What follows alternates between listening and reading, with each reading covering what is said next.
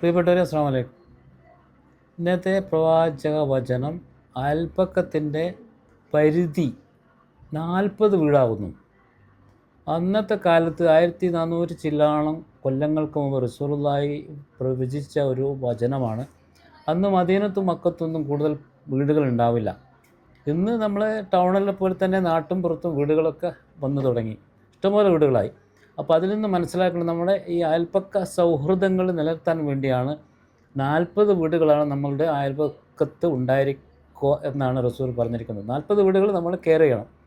അപ്പോൾ അവരുടെ പ്രയാസങ്ങൾ സന്തോഷങ്ങളിലൊക്കെ നമ്മൾ പങ്കെടുക്കുകയും അയൽപ്പക്കത്തിൻ്റെ ആ സൗഹൃദം ഉൾക്കൊള്ളുകയും അത് കാത്തു സൂക്ഷിക്കുകയും ചെയ്യണമെന്നാണ് ഈ ഹദീസ് കൊണ്ട് നമുക്ക് മനസ്സിലാകുന്നുണ്ട്. നമ്മൾ ഈ കാലത്ത് ഇപ്പോൾ നമ്മൾ വീട്ടിൽ നിന്ന് പുറത്തിറങ്ങാത്തൊരവസ്ഥയാണ് ഇപ്പോൾ ഉള്ളത്. അപ്പോൾ അതൊക്കെ മാറ്റിയിട്ട് 40 വീടുകളായിട്ടുള്ള നിരന്തര സൗഹൃദ ബന്ധം നിലനിർത്തുകയും ഒരു സന്തോഷ ജീവിതം മുന്നോട്ട് കൊണ്ടുപോവുകയുമാണ് നമ്മൾ ചെയ്യേണ്ടത് എന്നാണ് റസൂലുള്ളാഹിൻ്റെ ഈ ഹദീസ് കൊണ്ട് നമുക്ക് മനസ്സിലാക്കാൻ കഴിയുന്നത്.